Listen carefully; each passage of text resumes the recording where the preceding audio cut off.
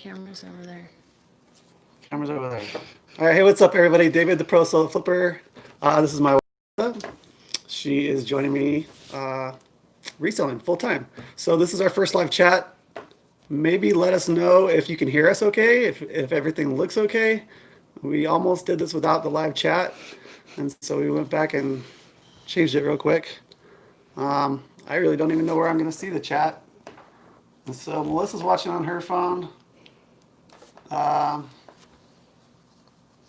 Anyway, can somebody say if they can hear us okay? I don't even know if the live chat is working right. It still says we're waiting on my phone. We're live. So it says there's 24 people in here. I appreciate the 5 thumbs up we got already. Oh, there it goes. All right. What's up, Jesus? What's up?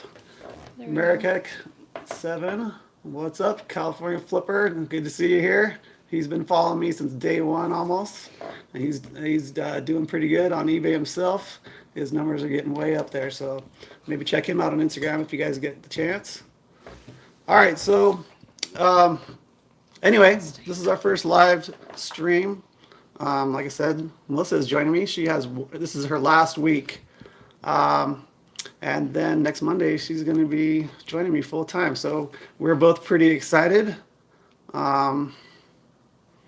We spent the whole day. We weren't planning on it, but we spent the whole day kind of rearranging stuff downstairs. I think we're just kind of anxious to get started. So if you guys have any questions, just go ahead and answer them. We'll just kind of start, or go ahead and ask them. We'll go ahead and start talking about kind of our plans for reselling full time.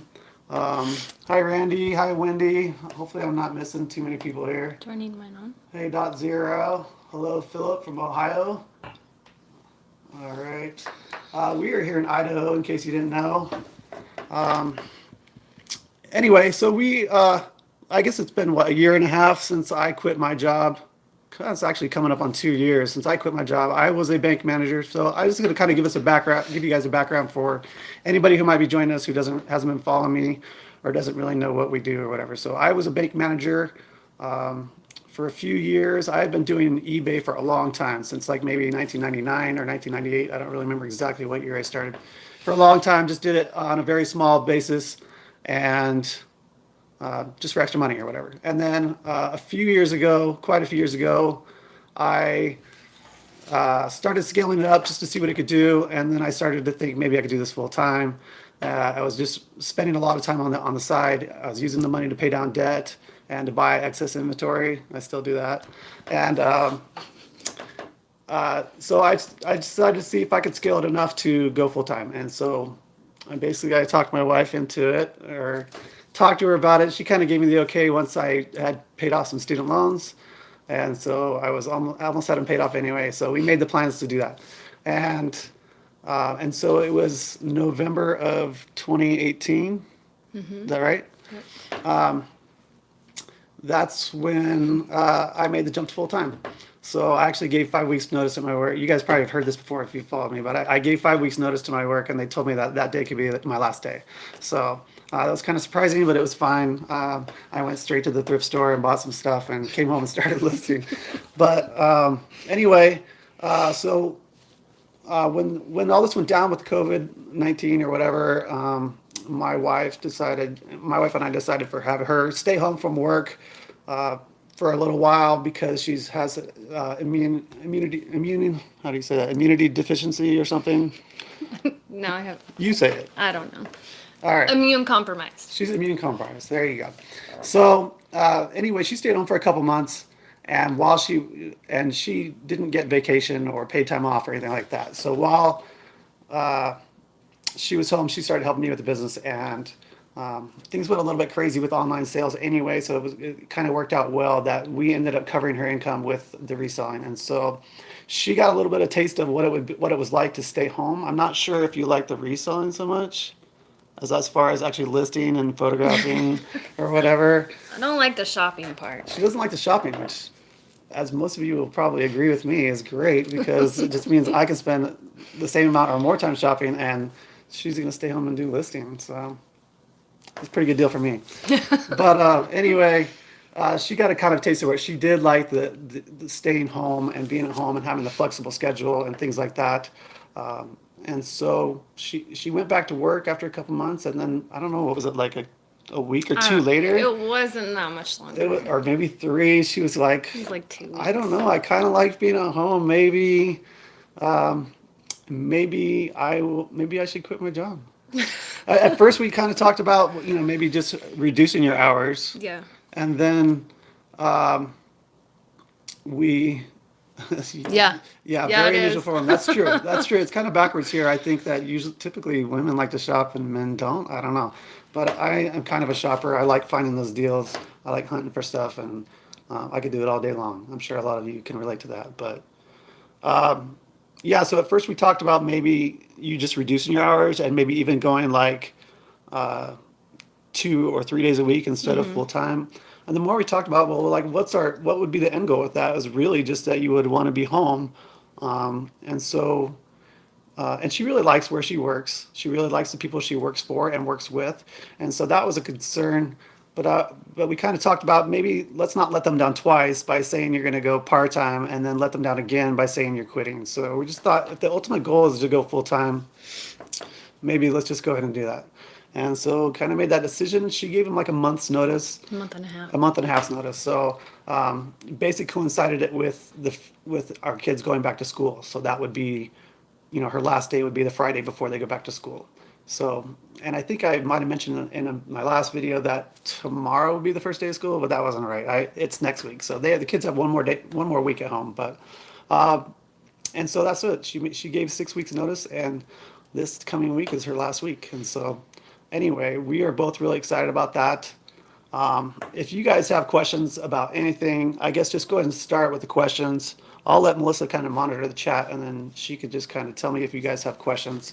I'll go ahead and start talking about maybe a couple things that I often get.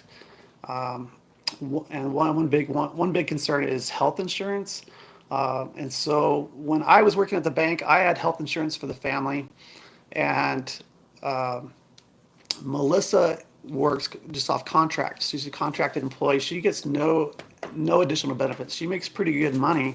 In fact, she made a little bit more than I did at the bank, but she didn't get any kind of paid time off, any vacations, sick time, any health insurance or anything like that. So I was covering all that at the bank. So when I quit my job, we took that hit right when, almost 2 years ago. So we started paying for private insurance, and it costs us about $1,200 a month or something like that. It's pretty expensive.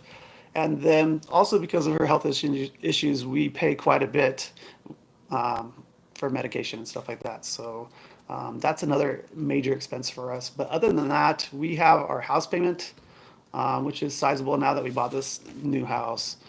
And My car. we just bought a different car. So we have that payment for a while. That's only a couple $100 a month. And then we just have normal utilities and stuff like that. So we don't have a lot of debt. That's one reason it makes it a little bit easier to do this. And also we're in Idaho. So I grew up in California, and prices for rent or mortgage there are ridiculous, as well as just the cost of living there. So we were making six figures together at our jobs before I quit, and now that she's gonna be quitting too.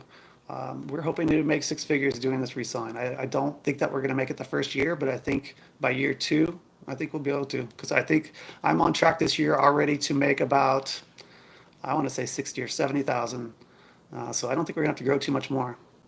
And so I think, so someone's saying Pro Dual Flipper. Yeah, I think that we're going to be changing our name. We already talked about it. I wasn't sure. I wasn't sure about making the change if she wasn't sure about continuing with this, because I think she will have the option to go back to her job at some point if she decides that she wants to do that. I'm sure they'll take her back when they have an opening or something. But yeah, so I think the change might be coming. So we talked about Pro Duo Flippers. It's nothing set in stone yet, but we'll see. So it doesn't really make sense for me to stay Pro Solo Flipper if I'm not going to be solo anymore. So yeah, I agree with that. We're probably going to be seeing a change here. What part of Idaho? So we're in East Idaho. Someone asked what part of Idaho. So we are in East Idaho, on the smaller end of the state, I guess you could say. Boise area is much bigger. we are in a small town that's, I mean, it's small compared to a lot of areas. There's probably about 50,000 people here. There's more than that. We have another little town that's kind of connected right to us. I think total between the two is like 60 or 70,000. I don't know. And then you have to go like 45 minutes to get to another comparable sized town. But that's where we're at. If you're in the chat, go ahead and tell me where you guys are from. I know that California Flipper's from California, and I saw that he was saying that it's super expensive there, and it's true. I know. I'm from the Bay Area, so I know that that's one of the reasons I moved to Idaho actually when I was about 24, 23, 24 is because I couldn't really afford to live on my own out there. So I had an opportunity to move with my work, and so I moved up here, and I could afford to get my own place here. What else we got for questions? How do you get so much feedback? Do you contact the buyers? So for feedback, I don't contact the buyers. I would say maybe contact the buyers for feedback if you're brand new and you're just trying to get those first 20 feedback or something. But just make sure that if you do that, that you've done a great job. You've sold them something that's great quality and that they have no complaints about, and that you've got it to them quickly, so that you're sure that you are going to get positive feedback. Because that could be an issue. You don't want to ask them for feedback and bug them more and then have them leave you neutral feedback or something. But as far as my feedback goes, I would say more than half people don't leave me feedback. So I think I'm approaching 5,000 feedback, and I think that I'm sure I've had more than 10,000 sales on this account. So it's just a kind of a numbers game. I think that if you want good feedback, I do a great job. First of all, I guess I try to only sell stuff that's in really good condition, really high quality, good name brands, and then I send it really fast. So I usually send it the same or next day, or I always send it the same or next day, I should say. I don't ever wait till the second day. But what else we got? So we got people from South Florida, Marjorie, Stephanie from Kansas City, Nice. Sebastian from San Antonio, Texas, Cute and Thrifty Finds, North Carolina, Nice. We're going to Texas in a couple weeks for her friend's wedding. James from St. Louis, Catherine from Latson, South Carolina, Vicky from Indiana. Wow, all over the place. All right. I'm going to probably butcher this name. Gnostic from Maryland. Nice. All over states. Anybody here that's not in the States? We got Dot Zero from Detroit, Michigan. Greta from Houston. Len from Denver, Colorado. How do you avoid procrastination? That's a big one with me, and I'll tell you. She's laughing because I am honestly naturally a huge procrastinator. That's why I hated going to school. I do have a bachelor's degree in finance, but I struggled through it.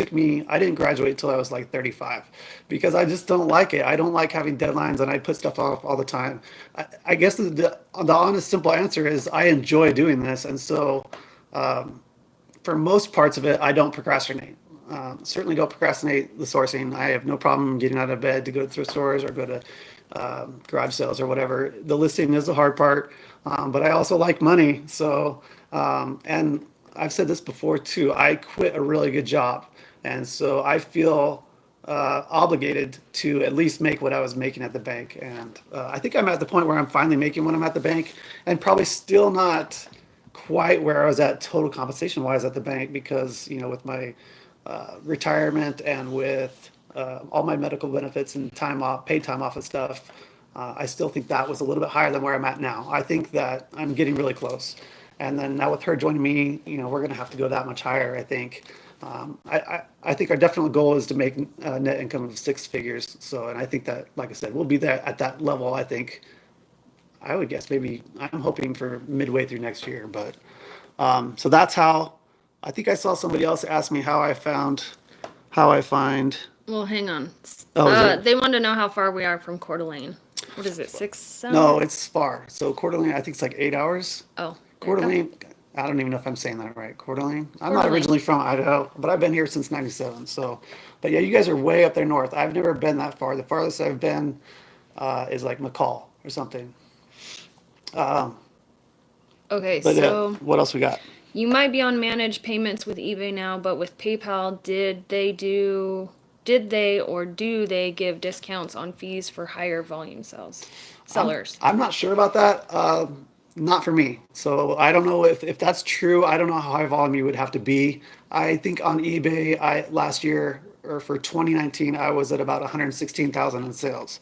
So I don't know what the cutoff would be, but it's higher than what I was at. So I don't know. I don't know about that. And I'm not on managed payments yet. I have signed up for it, and I am just waiting for the green light from eBay to activate me or whatever you want to call it. So I put it off as long as I could because I've heard of all the problems that were in the beginning. But You anyway, done with that? yep. What else you got? All right, we got Wally and Cute and Thrifty Finds are both in Gastonia, North Carolina. Oh wow. Okay. Antonio in Pittsburgh, Wendy in Pennsylvania. Okay, there's the one I saw. So how do you find nice outdoor brands in the middle of Idaho? So maybe you're just I think are she's just kidding. maybe you're kidding, or There's a maybe laugh. you don't. Maybe for those of you who don't know what Idaho is like, it's not Iowa. Well, I don't know what Iowa is like, but Idaho is very mountainous. In fact, I think Idaho has more forest land than any other state, maybe other than Alaska. And if you get in certain parts of Idaho, like towards the Boise, it's or there's kind of a valley that goes all the way west to east coast. There's kind of a valley that's pretty low, but our elevation here is at like 4,500 feet, so we get quite a bit of snow. It's cold, and so we get a lot of, and people here are really into outdoors. I am, and okay, sorry about that. I hope that doesn't happen too much. Are you on Wi-Fi? You took it No, off, I right? took it Okay. off. Okay. Back over here. Yeah, maybe just go do that. Okay, we're gonna have her go get everybody else off Wi-Fi because it looks like we're having connection issues. I hope that we don't have too many more problems. But we only have one other person on Wi-Fi still. The rest of the kids are gone. So anyway, yeah, there's a lot of people here in outdoors, hiking, hunting, fishing, camping, all that kind of stuff, skiing, snowboarding. We have a ski resort like 20 minutes away from us. And so there's a lot of outdoor stuff. So there's plenty of brands here. I often find like North Face, Patagonia, Woolrich, LL Bean, Eddie Bauer, that type of stuff is what I sell a lot of. And I don't sell like shirts very often. I do mostly try to sell stuff that sells for a higher price. So a lot of jackets, still some vests if they're like down-filled or whatever, pants, or sometimes shorts if they really are higher brands. But Did you answer anything else? all right, so I just answered the one about the outdoor brands. Okay. So where are we at? Um, let's see. Vicky says she loved your video you put the other day out. She can totally relate. Oh yeah, that was probably my tour one that I put out yesterday. Yeah, it's I have a crazy amount of stuff, and that was the reason that we moved into this house was because the house that we had lived in before wasn't small. It was like No. 2,700 square feet, but it didn't have any. I had one. Well, We had a main level and upstairs and a 2-car garage, and yeah, we had no basement. yeah, and so the 2-car garage was taken over by my eBay stuff, and then we had at the end there we had 2 bedrooms that were also taken over by my eBay stuff, and it just wasn't enough room. So we probably had 400 square feet in the house and maybe 500 or 600 square feet in the garage, and it was just overflowing everywhere, like into the living room, hallways. Like when I would bring stuff home from the auctions, there just wasn't place to put. So it would have been better, but I sourced way too much. And so now we're in this bigger house, and we have a 12 square foot basement, and then we're using one. Sorry, I'm kind of tapping the table there. I'm talking with my hands, but not in the air. So we have a 1,200 square foot basement, and then we have one bay of our garage that's being used. Well, the second bay now has a few things in it, but Not for long. that happens temporarily when I bring stuff home, and then I'll get it moved around so I can get my car back in there. But anyway, did I answer the question? Yeah. Oh, that was about the video yesterday. There really Yeah. wasn't a question. Okay, Marjorie thanks you for being honest and forthright Oh, as a YouTuber. well, thank you. I try to be honest. I don't really see the point in like, I just want to share what it's really like for my experience. I feel like I do pretty well, so I don't feel like I need to inflate my numbers or anything. But one of the big reasons I do share my numbers and everything so much is because I've mentioned this before too, is that when I was first getting on YouTube and social media, I started to wonder if I could do this full time, and I just had a real hard time finding actual numbers from people who were doing it on their own, not like had employees and stuff like that. And so I just wanted to know what was possible, and that's the reason I share. And there's no sense to me in like making things look better than they are. But anyway, thank you for that. I take that as a compliment. But Okay, Wendy says, since you record your items with average cost, by the time you list the items, how do you know how much you spent when you figure out selling price? so I think what you're saying is like, how do I know I'm making a profit or on an individual item? For the most part, I have I can't remember everything, the purchase price of everything I bought, but I surprisingly can, have a really good idea of what I paid for it. So if that makes any sense, some of it sells fast enough that I remember exactly how much I paid for it.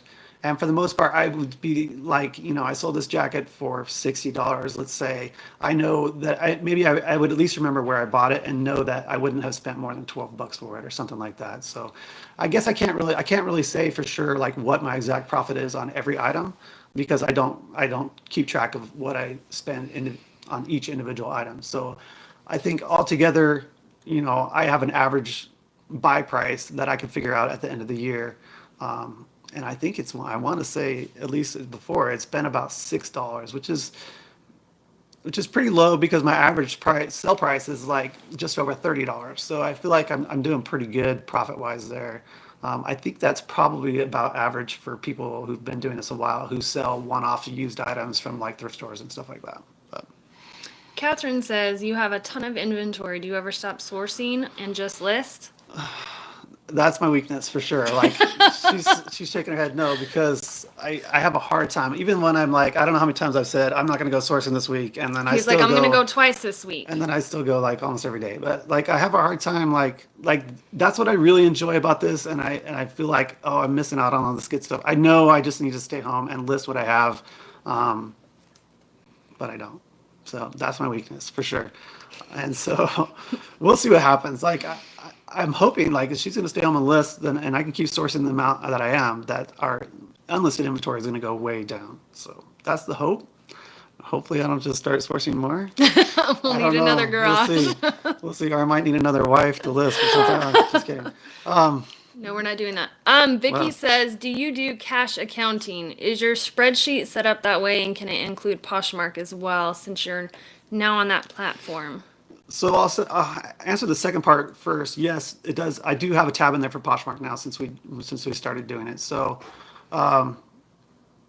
yes, as far as cash accounting, yes, everything except for inventory. I had historically been doing like I enter in all my purchases throughout the year, and then I have like a beginning inventory, and then I have an ending inventory. And so basically, the way I figure my cost of goods is my beginning inventory plus everything I spent during that year minus whatever I have left at the end of the year. And so I have to kind of do an estimate of what the value of my inventory is. And the value of your inventory is based on what you paid for it, not what you can sell it for. So that's kind of how I do it. But I have heard rumors that you can now or next year you'll be able to start just writing off all your inventory, whether it's sold or not. So check with I definitely recommend you meet with your own CPA and talk to them about how they want you to do your taxes. But that's how I do mine. So I hope that helps. Does that answer your And question? yes, Okay. Poshmark is on his Yeah, spreadsheet. I've added Poshmark to my spreadsheet. Yep. What YouTubers do you follow and learn from? So I follow. So I'll say this: I don't spend that much time watching YouTube anymore. I did a lot before I went full time because it was just fun for me. Like when I first discovered YouTube was or resellers on YouTube, I should say, a few years ago. I was kind of fascinated by it. I didn't realize that people did this full time. And so I don't really watch very many videos anymore. I rarely do, even for the ones that I follow. So I don't follow very many, but I have followed Daily Refinement, Chris. He puts out great. He's one of the ones I most relate to because he talked about numbers and very detailed steps on how to grow your business and stuff like that. And he's kind of gone in different directions with hired employees and stuff like that than I wanted to. So, but like I said, I haven't watched that many videos. So he's one. I watch Rally Roots. I've watched. I don't know. I wouldn't say there's a ton of them. I watched Wade's Ventures. We watch Renzi now a little bit because we're trying to learn Poshmark, and I know that they sell tons of shoes on there. There's a few others, but like I said, I don't. Mostly follow those people on Instagram, and I don't watch that much on YouTube anymore. So hopefully that answers your question. When you thrift, do you notice people doing the same thing you are, looking at their phones and Oh, for sure. Yeah. So in my town, I live in a small. I'm really curious how it is in other towns. I don't know in bigger areas, but in my town there is a group of people, and a few of them have. I'm just gonna say shout out to everybody here in my town that may be watching this because I've seen a few people have started coming up to me and saying, "Hey, I saw you on YouTube," which was really kind of weird? surprising. I didn't think that anybody was paying attention here in town. So, but yeah, there is a group. If I had to put a number on it, I would say that there is a small group that I see every single day when I go out. Maybe like 5 to 10 people. But there are definitely, I would say at least 30, I'm sure there's more, but there's at least 30 serious resellers here in town. Not as many that are full-time. There are probably half of those maybe that are full-time. I think most people do it on the side, but I don't really know. And I'm not the most like I'm doing YouTube and I do Instagram, but if you knew me in person, I don't talk that much. So unless you really try to talk to me a lot, I don't interact with a lot of them very much. There's a few that I do that I enjoy talking to. And it's not because he's rude. He's just very quiet. I am. I just that's just how I am. So He could I'm talk not about outspoken. eBay all day long. Yeah, So I'll bore you. I'll bore you to death. I feel bad sometimes when I get going with her. In real life, I never talk this much, hardly ever, unless you start talking about something else I really love, which there's a few things. But anyway, yes, there is resellers that I see every single day when I go out. And then sometimes there's a new one. I was in the thrift store the other day, and this couple came in and started just going right to the racks and just throwing stuff in the cart. And I was like, I got a little defensive, so I started looking a little faster because I didn't know who they were, but they were grabbing a lot of stuff. And I knew they were resellers by the way they were just, going through so fast and just grabbing stuff. And I'm sure they were going to look at it after. But anyway, yes. Stephanie is curious where you're originally from. I'm originally from California in the Bay Area.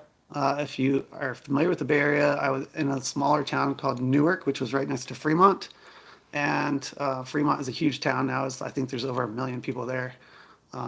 Anyway, I lived there until I was 16, 15. And then my parents split up, and so we couldn't afford to stay in the house that we were at. So my mom wanted to move closer to her family, and we moved to Georgia. So I lived outside of Atlanta for about 7 years.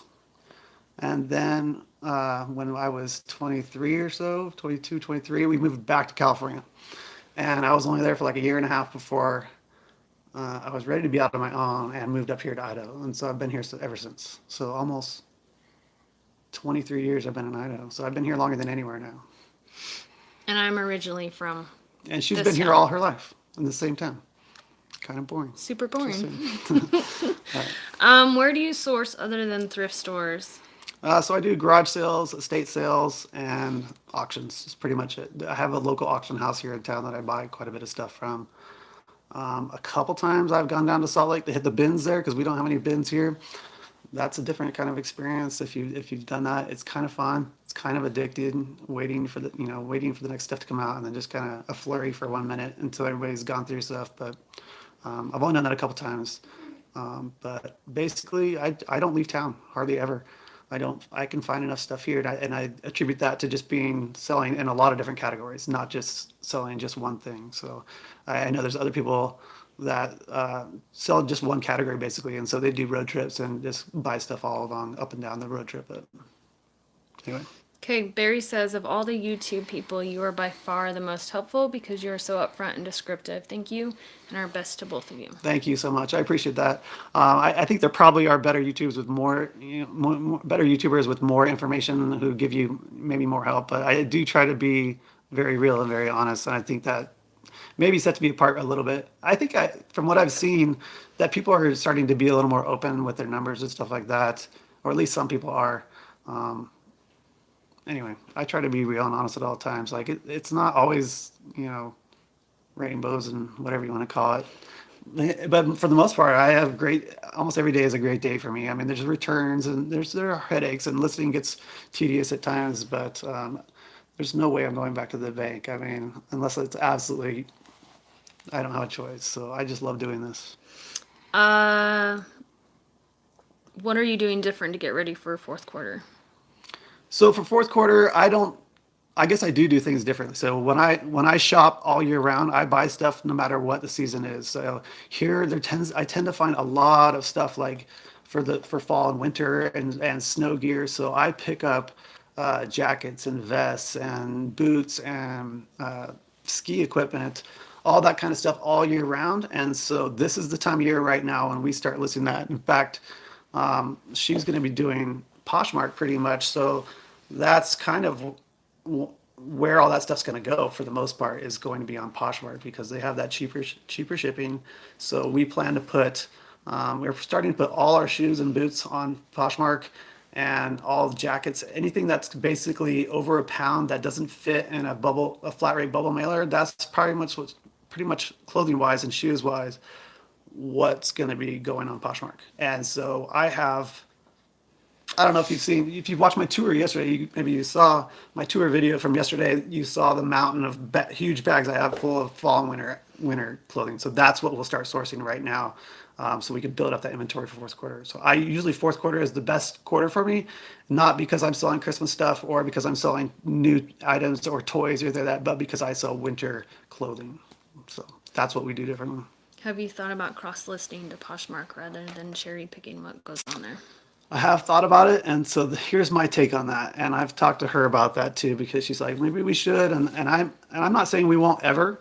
I know there are some good tools out there like List Perfectly or whatever to help you do that. But my take on that is I feel like that cross listing will help you sell things faster, but maybe not necessarily going to help you sell more items. So what I mean by that is that if you put something on eBay, for the most part, all that stuff will eventually sell.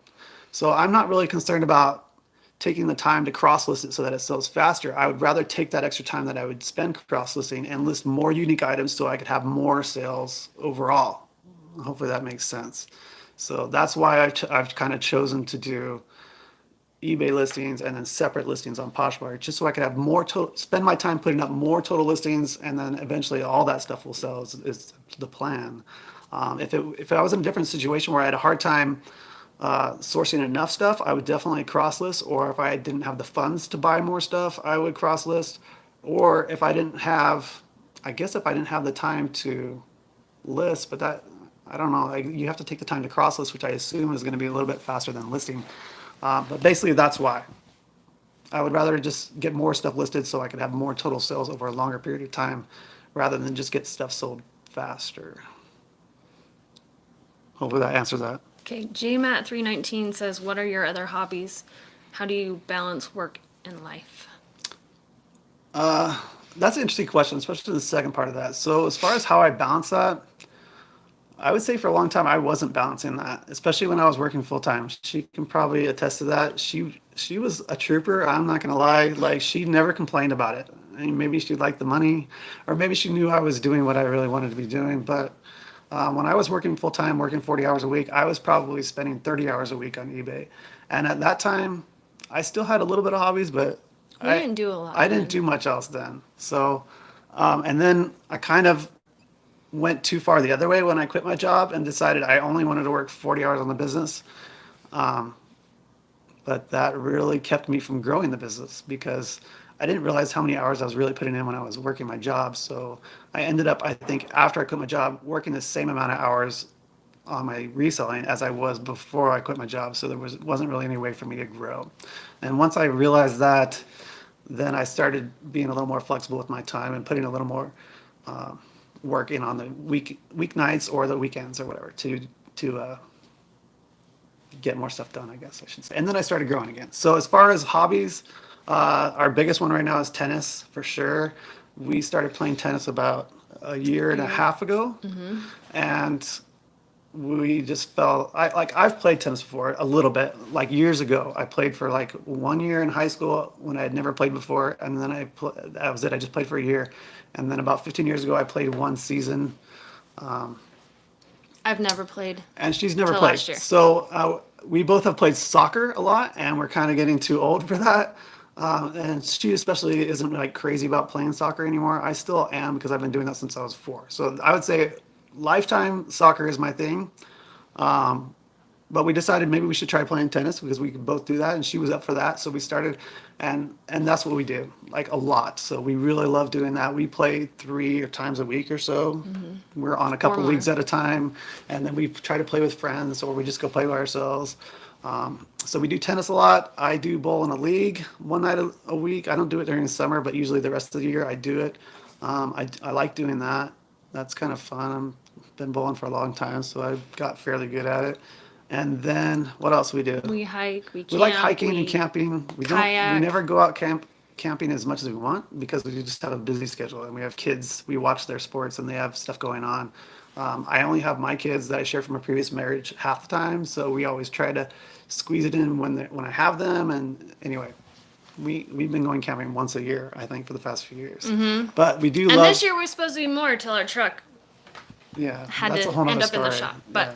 Anyway, I play volleyball she plays in the volleyball. fall. What else? What else do we do? We kayak. Did you say kayak? We Yeah. like going kayaking. We have done that a few times this year.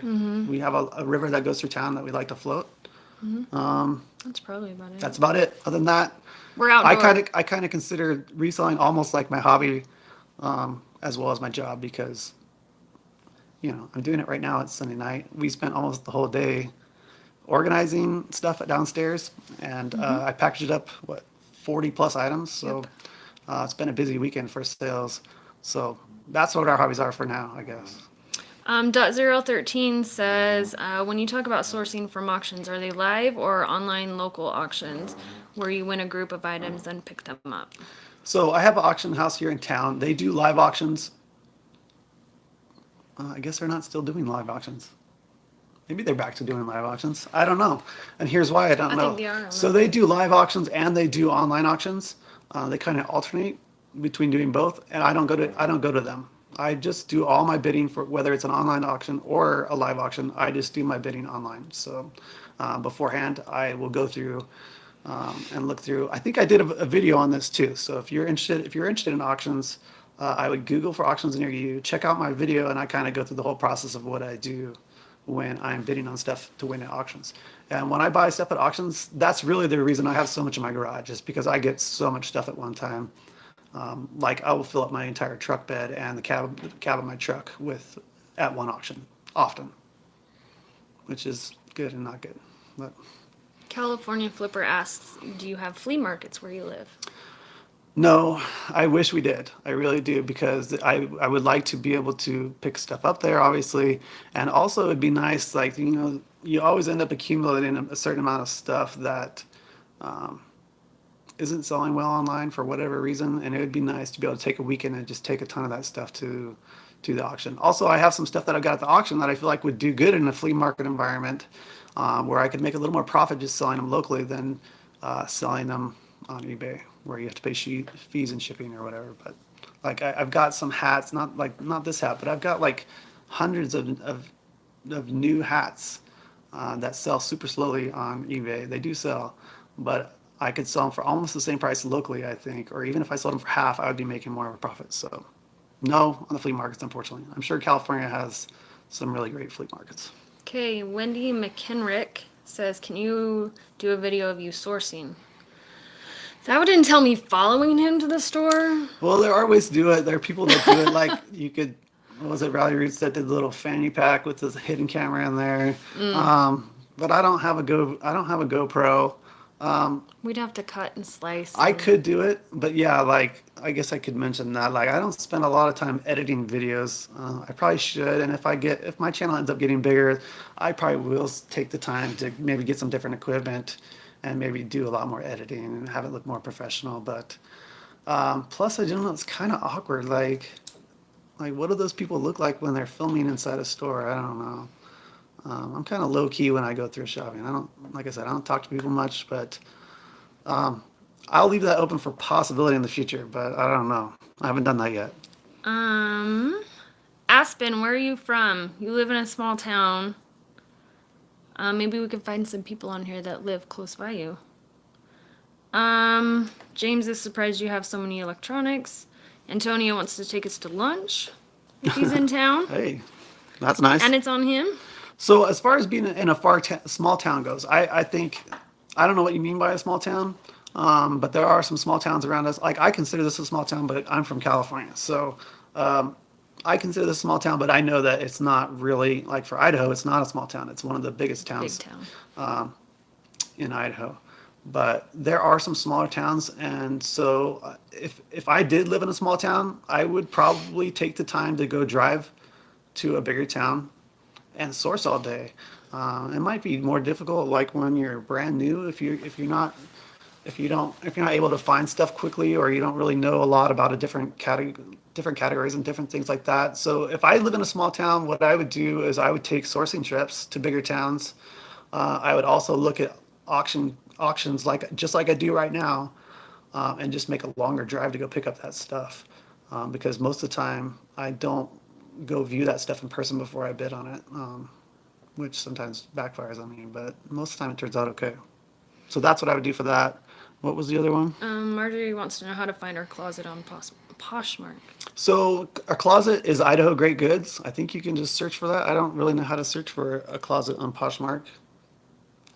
I'm new to Poshmark, so she knows a little more about it than I I think do, you and just she's put it new in the too. search at the top. Yeah, so Idaho Great Goods, it's the same. It's our store name for eBay. You can Google that for sure, and I know that will come up easily. And maybe if you just did Idaho Great Goods, all one word for Poshmark too, you could Google it that way, and it would come up. I don't really know. We don't have a ton of listings on there yet. I think we're up to 110 or something like that. Around there. Because I think it says 130 something total, but that includes what we've sold, and I'm pretty sure we've sold about 20 something things. So that's how you. That's all the questions. All right. Stephanie says she's looking forward to hearing more from both of us. Yeah, so I will for sure be doing updates on what what our progress has been. So if you watch my video yesterday about the tour, it was a huge mess. So she watched it, and I think she's kind of embarrassed. So I think that's probably why spent the day organizing it down there. But yeah, we'll definitely be doing updates on what it looks like down there. I definitely expect it to kind of shift from being a lot of unlisted to be a lot of listed. That's the goal. And so we'll see that. I'll definitely keep updating. Quickly.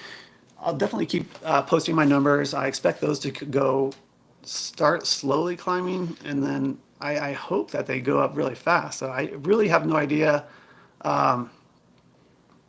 how fast we're going to grow. I really had a misconception about what I was going to be able to do when I quit my job and went full time. But I think that's because, like I said, I didn't realize how much I was working already. And so I thought, wow, I'll have another 40 hours to work on my business. It's gonna double in 1 year. That's really what I thought. But then I also made the mistake of saying, okay, I'm only gonna work 40 hours, which anyway, like I said, I didn't end up working much more than when I had a job. So now I'm probably working, what do you think?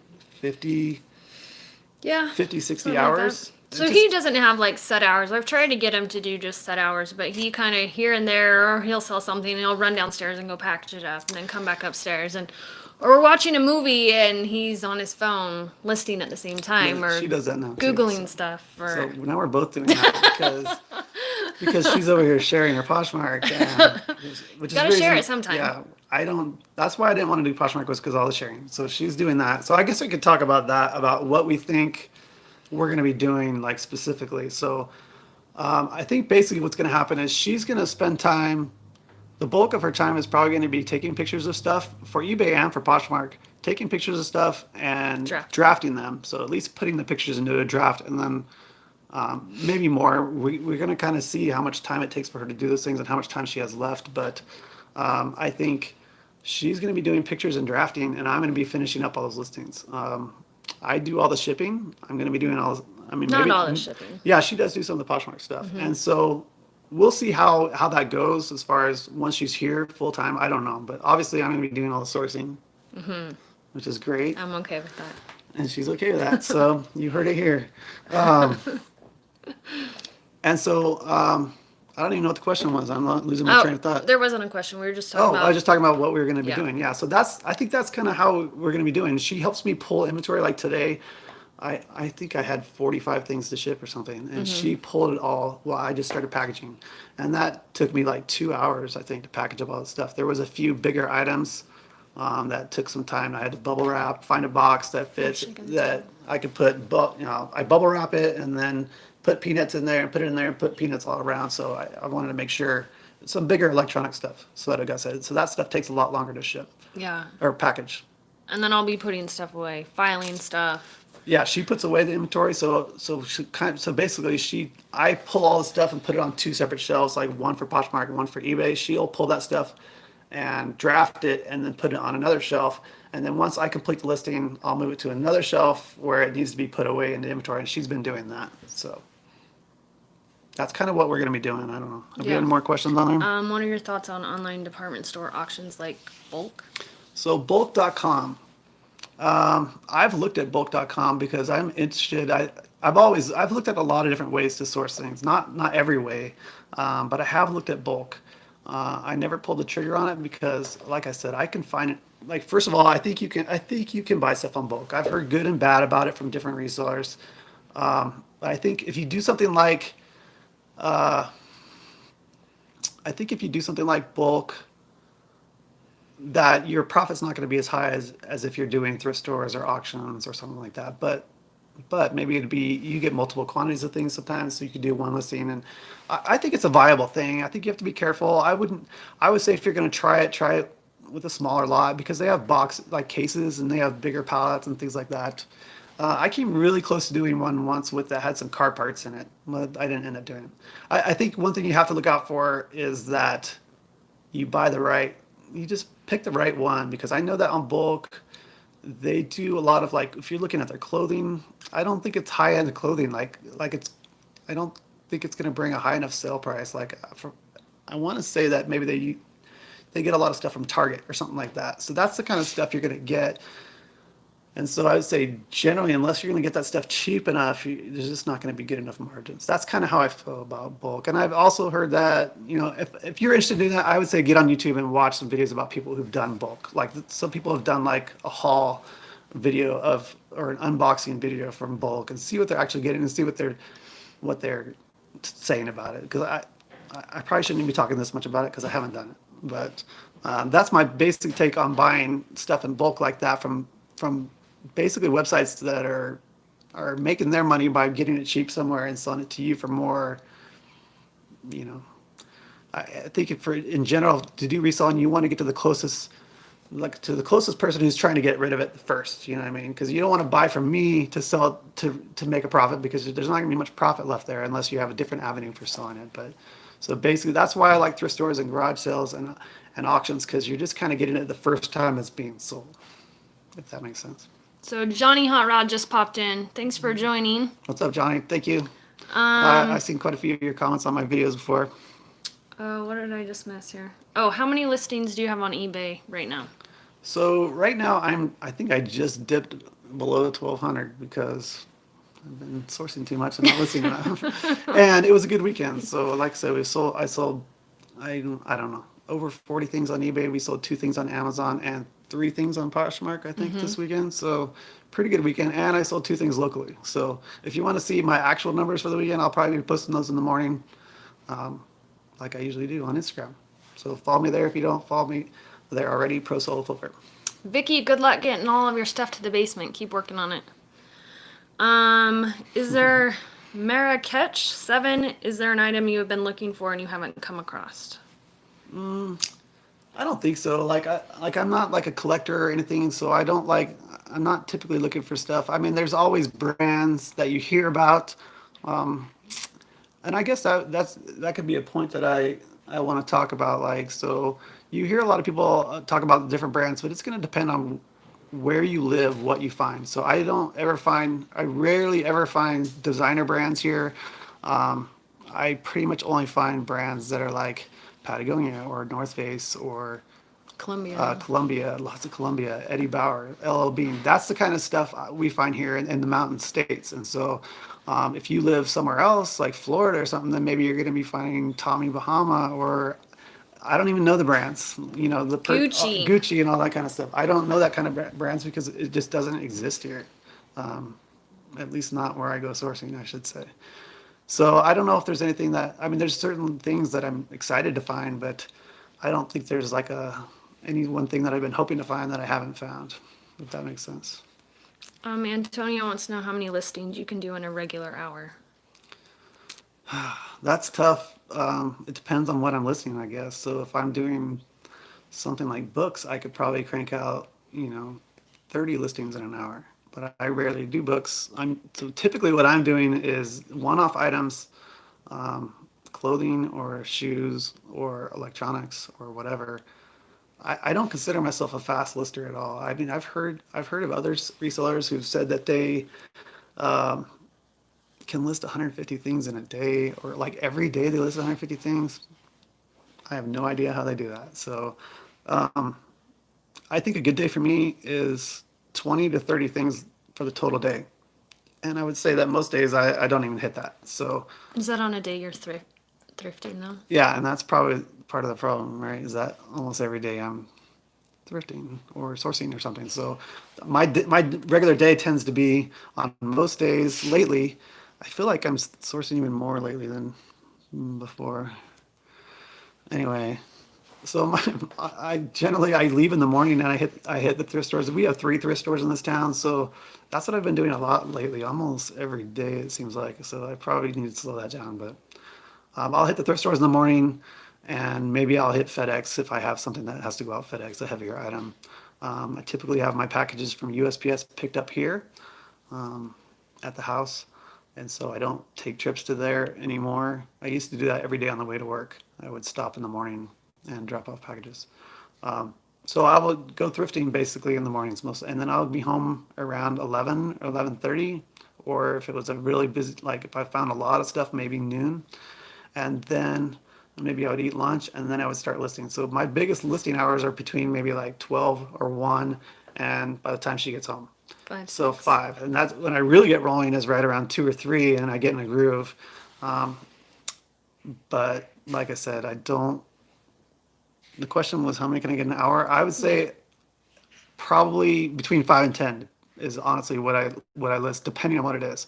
I would say if I'm really focused, probably I could do 10 an hour, probably no matter what I'm listening, if I really am focused. And that's my other problem, I guess, is staying focused. I get distracted by, oh, somebody comment on this on your Instagram or YouTube, or you sold something, so I'll get up and I'll go grab it, or whatever else. Plus, there's just all other kinds of things to do. Like I watch my items that are listed are coming up for relisting every 30 days. So there's probably, I have 1,200 listings. Did I say how many listings I had? I don't, somebody might have asked that, but I have about, Yeah. yeah, I have 1,200 listings. So if you think about that, that's about 40 items every day that are going to be relisting.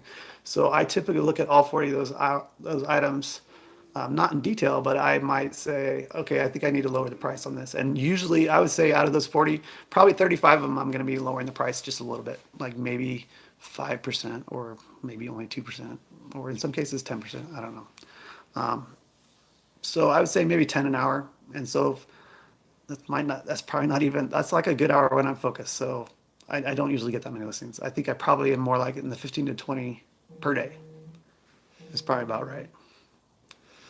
Okay, What Greta else? says, what are your thoughts on direct liquidation? Direct liquidation. I'm not even sure exactly what that would be. I would think that like so you have like a business or something that you would directly get their liquidated items. I mean, if that's what you're saying, I would think that would be great. I would love to get into something more like that. With everything that's going on right now, I know that there's a lot of businesses that are struggling and maybe even going under. So that was something I was talking to her about the other day, is that I really need to pay attention to see if there's some opportunity there to get some inventory or whatever. That's one of my favorite things to buy from auctions, is from companies that have closed, whether they've retired or whatever. Buying their inventory, and even buying like their materials for building things, or tools that they use for the job. There's great profit in that, but I'm not sure if that's what you're referring to, or if there's companies that liquidate stuff directly to consumers. I think that could be a good way to go. So then it looks like Johnny Hot Rod and Michael Joseph do car parts and Yeah, sell those. car parts do great. And they do well with that, it looks like. How do you decide which items for the buyer to pay shipping versus free shipping? So historically, I've just done free shipping on everything, and so I've kind of explained this like a few times. Like, if somebody's gonna selling something for $20 plus $5 shipping, I would just sell it for $24.99 with free shipping. The fees on eBay are going to be the same. The only time it's really going to come back on you is possibly in a return situation. Um, but I would say, but I have started charging for shipping on some bigger items because. I guess because It's the expensive. option of returns is there, and so you can lose that if you're not, you know if you refund the whole amount and you don't have the option to not refund the initial shipping or whatever. So I guess, so to answer your question, I would say if I'm sending it FedEx, that's pretty much what I'm going off of. If I'm sending it FedEx, I'm probably going to be charging you. No, not even just for FedEx. I would just say for a lot of my bigger items these days, if it's more than maybe 2 pounds, I'm probably going to be charging you a separate shipping charge. And for that, I don't do calculated shipping. I just kind of estimate it based on my previous knowledge of what I think it's going to be to ship that item. Johnny Hot Red says in September his giant black walnut tree starts dropping walnuts and he sells those on eBay. Yeah, that's awesome. I didn't know you could sell food on Yeah, eBay. so how about a free way to get inventory? Maybe we should Right? plant some Ooh, walnut trees, or a right? crab apple tree. Anybody want to buy some crab apples? Because we have a billion on one tree. I don't know how those would hold up shipping. California Flipper says he's about 10 to 20 an hour. Yeah, that's awesome. I know you do a lot of video game stuff, so that stuff's easy to list and sells super fast. So I don't know where you get all that stuff. Like, I rarely see video game stuff for sale anymore. So you must have something figured out to pick up all that much stuff. So that's awesome. Kevin Yorn says, I have been finding more and more Goodwills in my area are selling the perceived good items on the Goodwill auction site. Have you been experiencing any of this in your area? Yes, I have. So the Goodwill in my town recently, I don't know how long ago did they open they opened a brand new Goodwill. It was like They kind of moved across town beginning of and the it year. moved into a bigger Goodwill. And when they did that, at the same time, they started doing kind of flat rate pricing, which I like because you can get any pair of shoes for $4.99, any pair of boots for $7.99, or whatever it is. For most everything in there, it's just a flat price, and you no longer go in there and see a pair of Nike basketball shoes for $39.99, like a ridiculous price like that. However, the trade-off for that is that they're taking a lot of the better items and they're sending them to, I don't know where they send them. I think maybe the other side of the state, where they are now going to goodwill.com to be auctioned off there. So I would say that kind of has changed a little bit, but I think it's been made up for by the fact that everything else that they do have there, I can get cheaper than I was getting before. So I don't know. I guess it depends on where you live and how much of this stuff they're actually sending to the auction place. They don't do auctions right here in town, so like it goes to another location. I don't know if that affects how much stuff they send to the auction or not, but hopefully that answers your question. David Houghton says, David, you are an inspiration to me. Thank you. I appreciate that.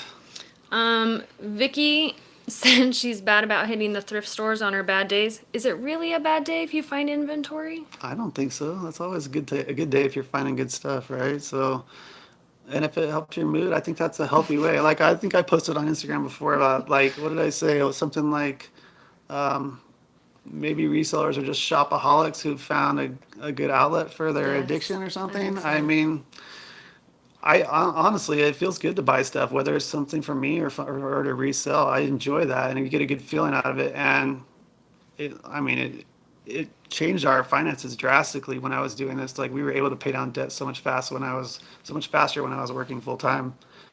And now it's created a full time opportunity for me to do something I love. So I don't think that's bad.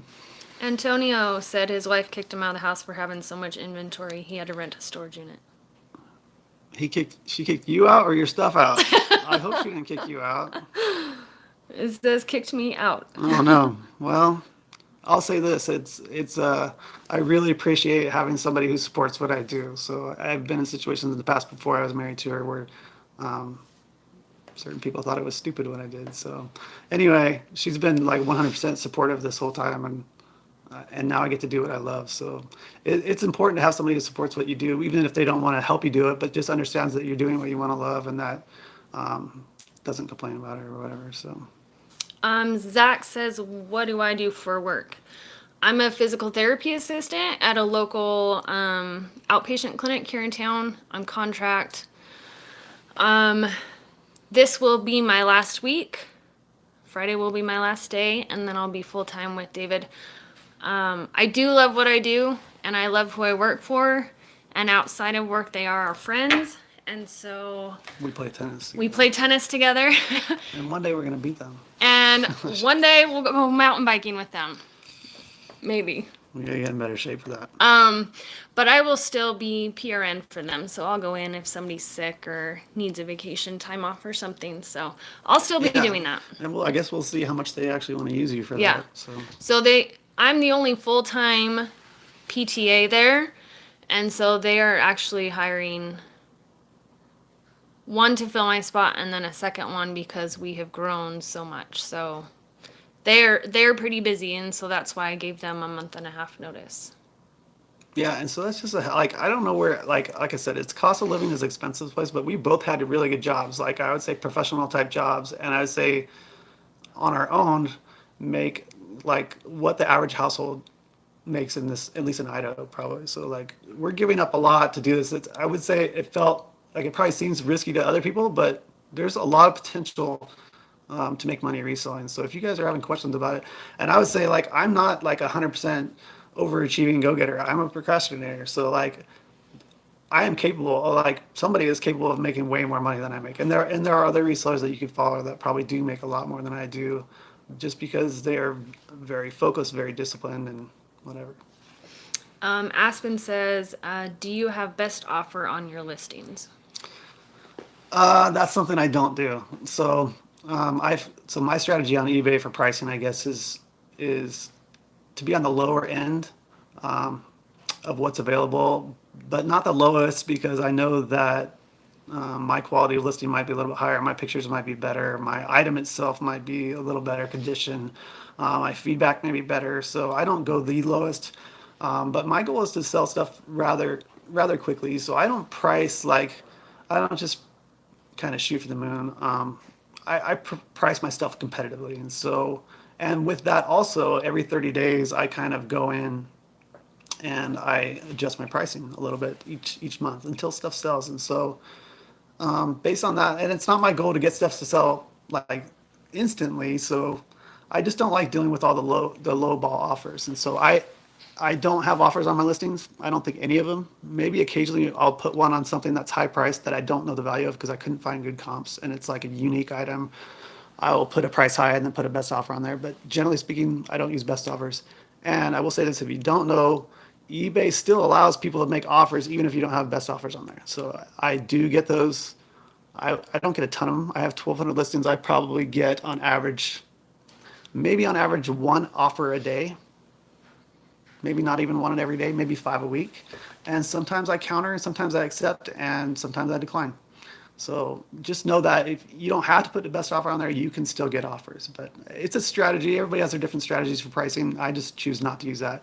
And now we're on Poshmark, so almost nothing sells for full price. Everybody makes offers almost. We've sold I think we've sold 27 things. I think we've sold 3 Maybe. full price. We got full price offers. So Yeah. that's kind of how Poshmark is. But you can counter, you can decline or whatever. Antonio, I just want to point out that thank you for saying your wife is right. I appreciate that. Yeah, she's right. Let's see. David Lee wants to know how your Idaho youth ranch is. He says his is high priced and pretty empty.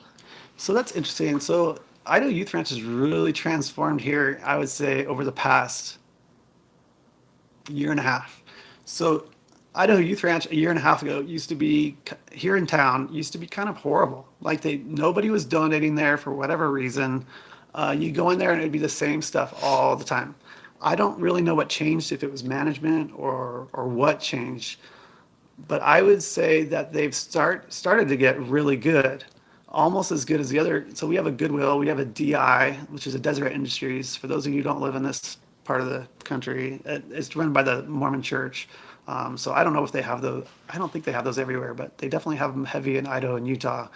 So we have a Goodwill, a Deseret Industries, and a Idaho Youth Ranch, and those are the three thrift stores in town. There's a couple other really small ones that I rarely go to, if ever. And during COVID, the Idaho Eagles Ranch was the only one that was still taking Taking donations. donations, yeah. Yeah. So, but I would say even before COVID, they started getting a lot better. I don't know why they seem to be starting to get a lot more merchandise. What's starting to happen there now, though, is well, for one, they're having staffing issues, so they're not getting as much stuff put out, and two, the management there, I don't want to say anything bad, but they're just getting a little smarter about pricing stuff. They're definitely looking up comps on eBay, and some stuff is coming out much higher priced. So they still miss quite a bit of stuff, so there's still good deals there. But I would say they went from really bad to really good, so now they're just kind of pretty good. If that answers your question. Do you have Value Villages thrift stores in Idaho? In Idaho, I don't know stores that we don't have over here, so I'm not sure. I know there's some kind of value something there, and I think there's a Savers there or something. But like I said, in this that's all we have is those three things, and then a couple like you'll find like little small church-run ones or little small. Even I think there's a couple that are like for profit. People just decided they want to have a thrift store. And some of those people source at other thrift stores. Maybe I shouldn't say that. I don't know. So I see them or at auctions or garage sales. I see them around town buying stuff for the thrift store. But Sublime 90 and Ginger Marvin showed up. Thanks for joining us. hey, sorry you're kind of late. We're probably going to be wrapping this up soon. But I think that this is our first live. But once we're done, it'll be uploaded as a regular video. So if you want to go back and watch it, and I would say just thank you for all the people that showed up. I'm surprised there's 90 people in here. I had no idea how many people would show up. I thought maybe 10 or 15, or I mean, there was that many people who said they would, but I wasn't sure how many people would show up. So thank you for showing up. Thank you for asking so many great questions. I appreciate that. We still have quite a few questions to go. Yeah. So. So Wendy says, going.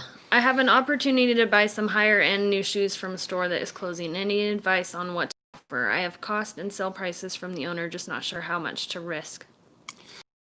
That's tough. So do you have do you know exactly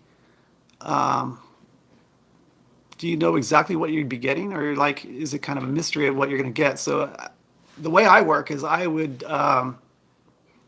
just take the time to look up all the stuff that you could potentially get and see and just figure out what you would sell for. That's kind of how I do auctions, and then from there just decide, you don't want to. I would leave a little room because you never know what stuff's actually going to sell for. But I would just, I don't know, that's hard to say. I would just kind of, Yes. if you have the exact brands, I would just look those up, see what they're worth, and just kind of, I don't know if I have like a set amount where I think I want to buy this at 10% of what I think I can get for. I'm more like I want to make sure I'm getting a certain amount of profit per item. So I mean, generally, I want to get like at least 10, although I'm trying to bump that up even higher. So that's tough. I would just do a lot of research to figure out what you could sell for, and then whatever it's worth your time for profit wise. So that's not going to be the same for everybody. When I was first getting into reselling, I was like, oh, if I could make $3 or $5 off an item, that's great. But now, my income requirements seem to be higher than what they were before. So I'm full time, so I only have so much time. So now I don't want to do a $3 to $5 profit unless it's something I can buy 20 of and do one listing and make sales repeatedly. So I would say, I don't know, figure out what you can sell it for, make an offer where you're comfortable that you're going to make enough money to be worth your time. And, of course, you got to account for the fact that maybe not all of them are going to sell, or they're not going to sell for what you think they're going to sell for, or all of them aren't going to. But I hope that helps. Michelle would like to open an eBay store and just start by selling the tons and tons of things she's collected, hoarding over the years. She'd love to quit her stressful job. Good luck. Yeah, and I think that's a perfect way for you to start is for you to sell the stuff that you already have, that you already have knowledge about, and that you enjoy. That always makes it easier for you to sell if it's stuff that you know about, stuff that you're interested in, versus there's some stuff that I have that I've had in my garage for 2 years because it's just not exciting to list, and it's old car parts. We've listed a ton of them. We've sold a ton of them actually, but not for high prices. I'm just not excited to list it because it's just not something I'm that interested in. I would probably be more interested in it if it made a bigger profit.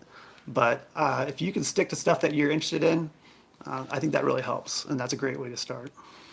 Vicky asks, have you considered a patron? She wants to quit her full-time job, but she makes too much money at work, but work literally pains her, and she doesn't want to be homeless. So I would just say set some goals of how much money you want to make throughout the year and then slowly work. That's what David did. He Yeah. is very goal oriented and he's the numbers guy for us. Yeah, for sure. So for me, I just first of all just get started, and then just reach for that next level. That's what I just kept doing. And for me, you can set goals about how much you want to make, but you can't really control how much you're going to make. So I always just set goals of having my listings at a certain level and just try to up it higher and higher and higher and just keep going. And that's kind of what I did until the point where I could quit my job. So I don't know if that helps. Aspen, no, I don't want to source. I don't She care really to. doesn't like it. Like I haven't like really tried to talk you into it, but she'll sit in the car sometimes, and because she doesn't want to go in, and I'm like, Here's that's the fine. thing. I didn't shop before. If I had to go buy clothes, I would go buy clothes for myself. But I don't even buy clothes for myself. He finds stuff and I'm like, ooh, can I have that?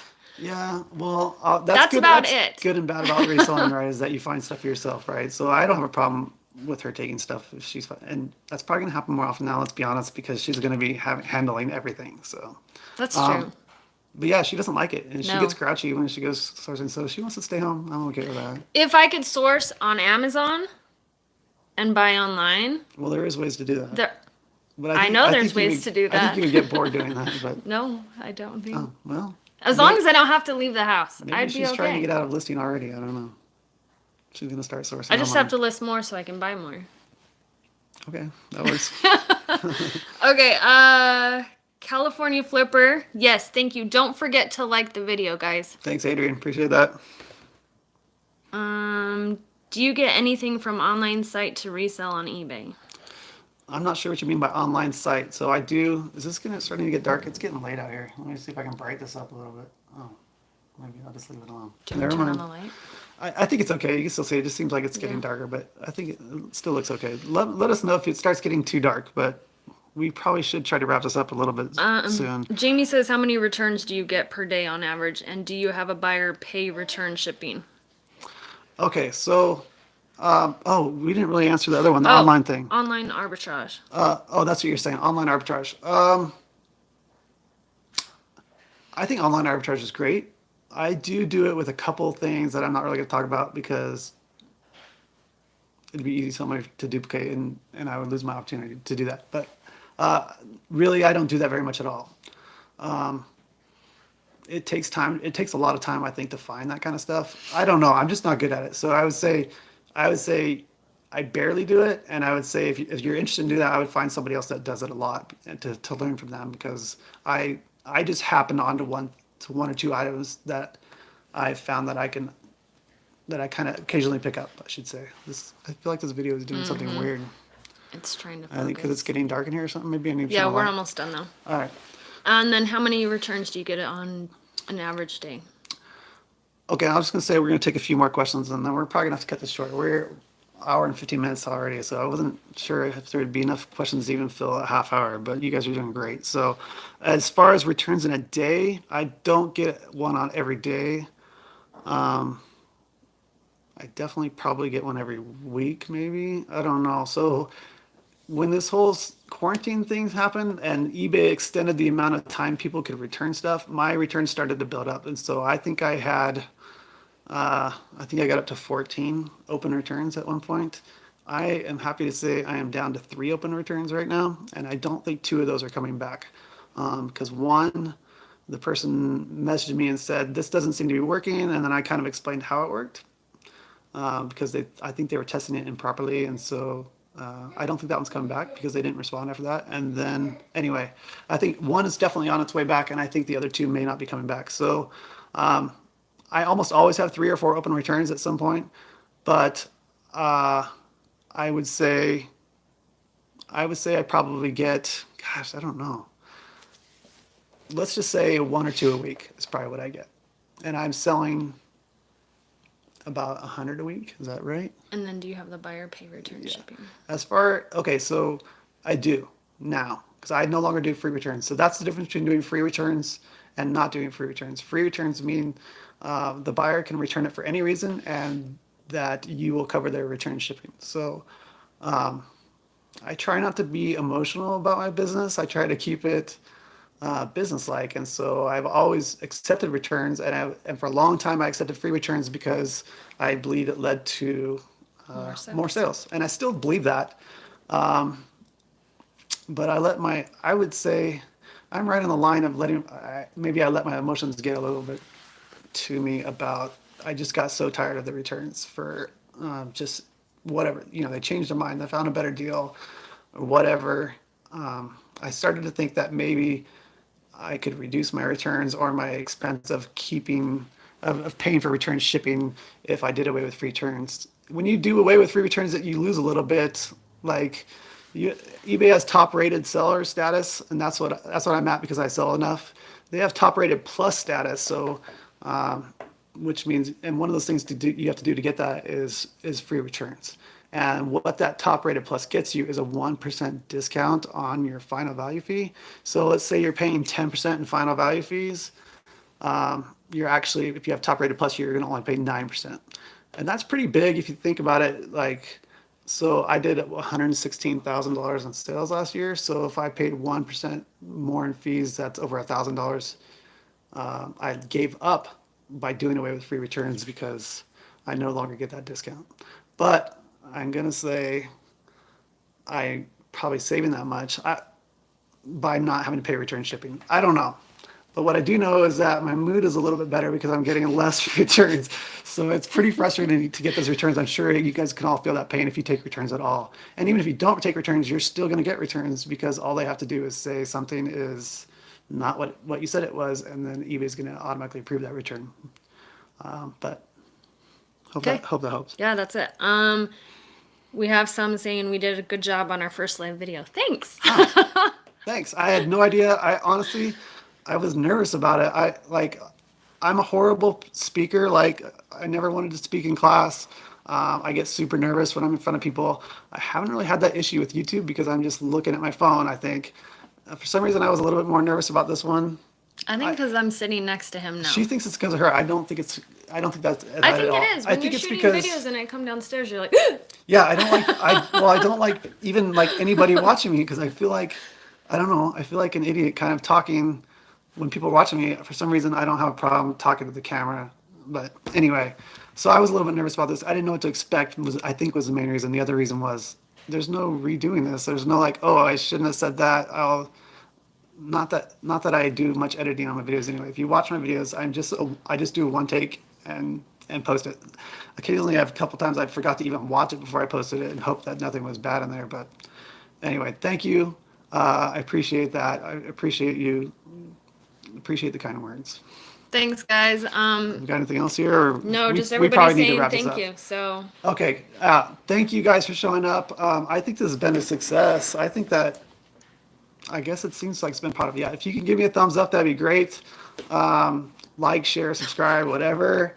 Oh, my wife's a natural. Well, that's true. thanks. I'm a pretty lucky guy, really. So, yeah, thank you for showing up. Thank you for the great participation and the great questions and everything. That made it so much easier. I was really kind of worried about what if people don't show up and ask questions, and what are we going to say? I guess we'll just talk about it and have a short video. But anyway, this is great. I think we'll definitely do it again.